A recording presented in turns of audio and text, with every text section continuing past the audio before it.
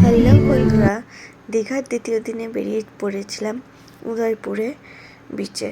উদয়পুর বিচে পৌঁছে গিয়ে ওখানে খাওয়া দাওয়া করলাম আমরা সকালে টিফিন সেরে। তারপরে বাবা আর ছেলে ঘুরে বেড়াচ্ছে সমুদ্রের পাড় ধরে। এখানে আমার মা ধরে রেখেছে বাবুকে, আর বাবুর পায়ে এসে জল লাগছে, ও ভীষণ আনন্দ করছে, জলগুলো ঘাটছে। ও জল ঘাটতে এমনিও ভীষণ ভালোবাসে, কারণ বাড়িতে একটুখানি সুযোগ পেলেই ও প্রচুর পরিমাণে জল ঘেঁটে নেয়। জল পেলে ও কী করবে নিজেই সেটা ভেবে পায় না। তো দেখুন এই বিচের মধ্যে ও খেলছে। রাতের বেলা চলে গিয়েছিলাম আমরা ঢেউসাগরে। সেখানে একে একে সব লাইন করে করে আমরা ঢুকলাম টিকিট কাটার পরে ভেতরে। তো জায়গাটা বেশ বড়ই আছে আর ভালোও লাগছে, চারিদিক সাজানো রয়েছে, জিরাফ করা রয়েছে, এই টয় ট্রেন রয়েছে। যারা টয় ট্রেন করে ঘুরতে চাও তারা এই টয় ট্রেন করে ঘুরতে পারো।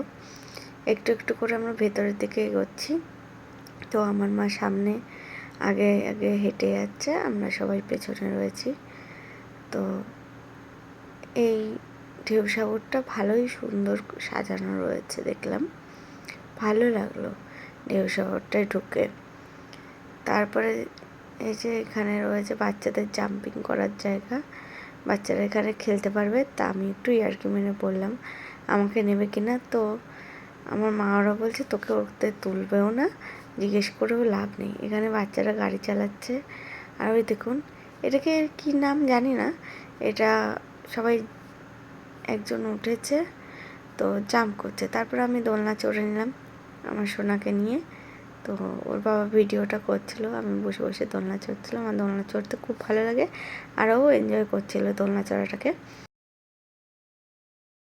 বাবা আর ছেলে তুলে নিল ফটো, তারপরে আমিও একটা ফটো তুলে নিলাম। Tata, bye bye.